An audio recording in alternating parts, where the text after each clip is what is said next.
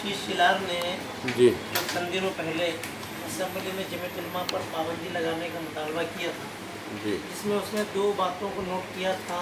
एक तो ये कि जमीयत उलमा दहशतगर्दों के मुकदमात लड़ रही है, उन पर पाबंदी लगाई जाए। जी दूसरी बात उन्होंने ये उठाई थी कि जमीयत उलमा के ज़िम्मेदारान मुस्तकीम हसन आज़मी साहब और गुलजार आज़मी साहब के अंडरवर्ल्ड शकील से कॉन्टेक्ट, जो सरासर झूठ और बिल्कुल साजिश और मनसूबाबंद है। कि बीजेपी ने एक पॉलिसी मुस्लिम मुखालिफ बनाई है कि मुसलमानों की पहले अफराद को पकड़ा जाता था, बम धमाके करके, फसाद करके इलाकों को कवर किया जाता था। अब उनकी पॉलिसी ये हो गई है कि ऐसी सिस्टम किया जाए कि पूरे मुसलमानों का एक साथ कवर कर लिया जाए और मुसलमानों की आवाज़ उठाने वाला भी कोई ना रहे। इसलिए उन्होंने जमीयत उलमा, जो कि 2006 के बाद हिंदुस्तान की तारीख में जब बम धमाके के मुकदमात होने लगे और दहशतगर्दी का मसला खड़ा हुआ, तो कोई जमात और कोई फ़र्द और कोई ताकत नहीं थी कि जो आवाज़ उठाए। वाहिद जमीयत उलमा थी जिन्होंने जब आवाज़ उठाई और आज तक मुसलसल मुकदमात लड़ रही है।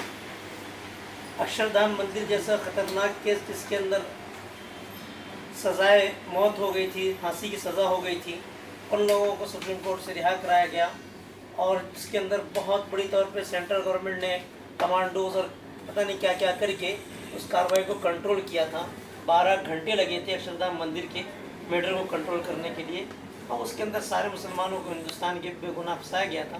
पूरी की पूरी वो साजिश थी और साजिश बेनकाब भी और सारे बेगुनाह हुए। इस तरीके से मुसलसल जमीयत उलमा काम कर रही है। अब वो ये चाह रहे हैं कि हमारी जो पॉलिसी है कि मुसलमानों को दूसरे दर्जे का शहरी बना दिया जाए, मुसलमानों को इंतहाई एहसास कमतरी मुब्तला कर दिया जाए, मुसलमानों की कोई आवाज़ उठाने वाला ना हो, जो लोग आवाज़ उठा रहे हैं उन पर लगाम कस दी जाए। तो हम जो अपनी पॉलिसी चाह रहे हैं मुसलमानों के ख़िलाफ़ अपनाना, वो पूरी क़ुव्वत के साथ हम कर सकते हैं। लेकिन जब तक आवाज़ उठाने वाले मौजूद रहेंगे तो वो अपनी बात को और अपने पॉलिसी को, अपने मंसूबों को पूरा नहीं कर सकते। इसलिए जमीयत उलमा के ख़िलाफ़ उन्होंने क्या कहते हैं एक महाज खोला है। ये सिर्फ बयानबाजी नहीं है, इसके पीछे हम समझते हैं बहुत गहरी साजिश है। इसलिए हम उस वक्त तक के हमारे ज़िम्मेदारों ने, सूबाई ज़िम्मेदारों ने तय किया कि उस वक्त तक हम खामोश नहीं रहेंगे जब तक कि आशीष शिलार खुले लफ्ज़ों में माफ़ी नहीं मांगते और इसको क्या कहते हैं असम्बली के रिकॉर्ड से ख़त्म नहीं किया जाता है। उस वक्त तक के जगह जगह एहतजाज होता रहेगा। यहाँ की हमारी बॉडी ने तय किया है कि मंगल के दिन कमिश्नर और कलेक्टर ऑफिस पे जा कर के बाकायदा हम मेमोरेंडम देंगे और इसके खिलाफ कार्रवाई का डिमांड करेंगे। और जमीयत उलमा की तारीख से नावाकियत है, इस सिलसिले में हमने तय भी किया है कि मुमरा में एक बहुत बड़े पैमाने पर प्रोग्राम किया जाएगा। हमारे जो सेंट्रल ज़िम्मेदार हैं हज़रत मौलाना सैयद अरशद मदनी साहब दामद बरकातहू, जैसे उनकी तारीख मिलेगी तो बड़े पैमाने पे मित्तल ग्राउंड में बड़ा प्रोग्राम भी रखने वाले हैं और आइंदा 3 जनवरी को बम्बई में भी एक बहुत बड़े लेवल पे प्रोग्राम होने वाला है इसी सिलसिले में। अभी जमीयत उलमा इलेक्शन के ज़माने में किसी को समर्थन देती है पक्ष को, क्या वो पक्ष आगे नहीं आए इसको आपका जवाब देने के लिए? जमीयत उलमा पहले तौर पे समझ लें कि एक मजहबी जमात है, सियासी जमात नहीं है। जमीयत उलमा ने कभी भी किसी भी सियासी पार्टी को हिमायत नहीं दी है। जमीयत उलमा ने सेकुलर वोटों को मुत्तहिद करने की और सेकुलर पार्टियों के जिताने की बात कही है। अच्छा, तो यानी सिर्फ जमीयत उलमा के जितने भी अफराद हैं वही लोग जो है ना इस चीज़ को जो है लेकर के आगे बढ़ रहे हैं, या आपके लिए हिमायत में कुछ लोग और आए हैं जैसे कुछ संस्थाएं, लोग या स्कूल या वो कमेटीज? इसके साथ में सारे लोग हमारे साथ में हैं जी। बम्बई में बड़े पैमाने पर वो हुआ है। तमाम NGOs क्या कहते हैं इसमें जुड़े हैं। जो हम ट्यूसडे को जा रहे हैं उसमें मुमरा की तमाम NGOs हमारे साथ में कमिश्नर ऑफिस जा रहे हैं। सबके लेटर हमारे सपोर्ट में रहेंगे और एक मेमोरेंडम दिया जाएगा। और आज की इस प्रेस कॉन्फ्रेंस के लिए भी हम हिमायत हमें अकरम भाई तंजीम वालदेन ने जमात इस्लामी का पूरा सपोर्ट है माशाल्लाह। जमात इस्लामी की तरफ से और दीगर NGOs की तरफ से सपोर्ट है। वो लोग आए नहीं आज प्रेस कॉन्फ्रेंस? आज नहीं आ सके। नहीं, वो लोग इंतजार उन लोग समझ नहीं पाए। दारुल फलाह में नहीं दारुल फलाह में इंतजार किया लोग। दारुल फलाह में आया था तो वो लोग चले गए। बात हुई मेरी अभी अकरम भाई से। अच्छा, अरे नहीं मालूम पड़ा। अब जैसे ये खबर फ्लैश करने के बाद में दूसरी कोई और लाया अमल, मतलब कलेक्टर क्या है जाके आने के बाद या उससे यानी बिल्कुल पहले कोई और अमल होने वाला है जिसमें सबको यानी हिमायत सबकी जो है ना दिखाई जाएगी, क्योंकि कलेक्टर भी बोलेगा कि आप हम अकेले। इससे मांग जो है, अगर कलेक्टर को हमने 1 हफ्ते का टाइम देंगे जी कि यहाँ से क्या कहते हैं कार्रवाई हो रही है, जी अगर 1 हफ्ते के अंदर 1 हफ्ता 10 दिन के अंदर कुछ नहीं होता है जी तो हम पूरे मुमरा लेवल पे तमाम NGOs को लेकर के जी इदारे वालों को, मदरसे, मस्जिद और दीगर जो लोग मुसलमानों की नुमाइंदगी कर रहे हैं उन सबको लेकर के मुमरा पैमाने पर एक एहतजाज करेंगे, एक रैली निकालेंगे उसके खिलाफ, जिसमें गैर मुस्लिम अहबाब भी और सबको, क्योंकि जमीयत उलमा की तारीख ये है कि जमीयत उलमा ने सबसे पहले हिंदुस्तान के अंदर गांधी जी को महात्मा का लक़ब जमीयत उलमा ने दिया है। अच्छा और जमीयत उलमा ने महात्मा गांधी का अपने खर्चे से पूरे मुल्क का दौरा कराया है। अच्छा हिंदुओं की लीडरशिप जो पैदा हुई है महात्मा गांधी की, जमीयत उलमा की कुर्बानी से हुई है। अच्छा और हिंदुस्तान के अंदर बड़े बड़े हिंदू लीडरों ने ये एतराफ़ किया कि अगर जमीयत उलमा हिंदुस्तान की आज़ादी की तहरीक नहीं छेड़ती तो ये मुल्क को ग़ुलाम ही रहता, कभी आज़ाद नहीं होता। इसमें गांधी जी है, नेहरू हैं और दीगर लोग हैं, इन लोगों ने इसका एतराफ़ किया है। फिर ये आज कैसे यानी बिल्कुल तन्हा हो गए जमीयत उलमा के सदन में उसके खिलाफ जो है ना आवाज़ उठ रही है। हाँ, उन लोगों को भी आवाज़ उठाना चाहिए ना जब उनके नेताओं को, महात्मा गांधी जैसे कांग्रेस हैं या और सेक्युलर पार्टीज हैं, सेकुलर पार्टियों ने आवाज़ उठाई है असेंबली के अंदर, जी बिलखुसूस तमाम जो मुख्तलिफ पार्टियों के मुस्लिम लीडरान हैं, जी इसके अलावा दीगर लीडरान ने भी इस सिलसिले में आवाज़ उठाई है अच्छा असेंबली में। अच्छा और पूरे ऑल इंडिया लेवल पर इस पर एहतजाज जारी है। यूपी में, लखनऊ में, दिल्ली में, जगह जगह क्या कहते हैं प्रेस कॉन्फ्रेंस है और इस सिलसिले में एहतजाज जारी है मुसलसल।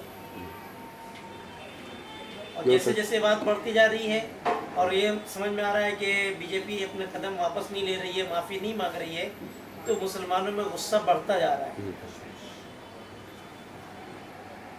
तो आप ये छाने जिलाधिकारी को सोमवार को मिलेंगे, पीर के दिन? नहीं मंगल के दिन।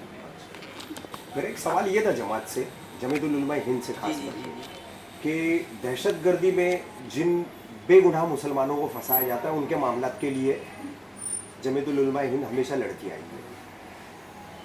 हिंदुस्तान की आज़ादी के बाद की और जब से ये दहशतगर्दाना मामला जो ज़्यादा करके पिछले 10-15 सालों से ज़्यादा चल रहा है, 2006 से। हाँ, तो इन सालों के अंदर जितने मामला झूठे साबित हुए, जैसे अभी आपने अक्षरधाम का जिक्र किया, जैसे मालेगांव वाला मामला है, 9 लोगों की जो रिहाई हुई थी, तो ऐसे सब फर्जी मामले गढ़ने वाले हिंदुस्तान में सैकड़ों मामले हैं।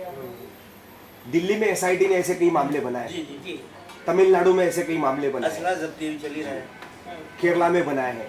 तो जैसे मालेगांव आर्म्स हॉल का केस भी जमात ने ही देखा है, मेरे ख्याल से जावेद मजीद शेख वगैरह को जो 8-8 साल बाद, 7-7 साल बाद जमानतें हुई है। तो ऐसे तमाम जिम्मेदार अफसरान के खिलाफ जमात कोई कानूनी कदम क्यों नहीं उठाती? उस सिलसिले में बात आई थी, बहुत तफसील से हमारे सूबाई जिम्मेदारों ने बात की थी। बात सही है आपकी, माफ कीजिएगा हाँ। बासित साहब, कैसा है कि सरकार तो उनके खिलाफ कुछ करने से नहीं, बिल्कुल नहीं, they are the part of माकूल है। They are the part of the system. आपका सवाल बिल्कुल माकूल है। तो इसके लिए कम से कम जुडिशरी का रास्ता तो आपके लिए खुला है, आप उसमें कुछ तो कर सकते हैं।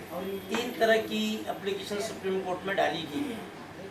सन 2000 के बाद से जितने फसादात या बमकांड हुए हैं उसकी पूरी जुडिशियल इंक्वायरी की जाए, उस पर समाअत अब तक नहीं हो पाई है। इसके अलावा क्या कहते हैं, जो अफसरान अब तक मुलव्विस हुए हैं उनके खिलाफ सख्त कार्रवाई, कोर्ट ले एक्शन ले।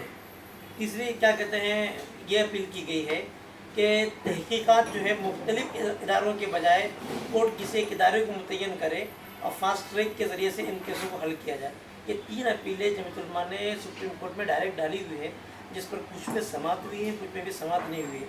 उसके अलावा जो आपने सवाल किया है उसमें ज़्यादातर मैटर ऐसा होता है कि जब वो घर वाले इतना टूट चुके होते हैं, वो मुलजिम इतना टूट चुका होता है कि वो आगे मज़ीद हिम्मत नहीं करता, क्योंकि जाहिर सी बात है कि जमीयत उलमा एज अ वकील, एज अ एडवोकेट, जब तक कोई एक्यूज़ और मुलजिम वकील जो है अपना वकालतनामा जमीयत उलमा को नहीं देता है, जमीयत उलमा अपना वकील नहीं खड़ा कर सकती, ये कानून और रूल है।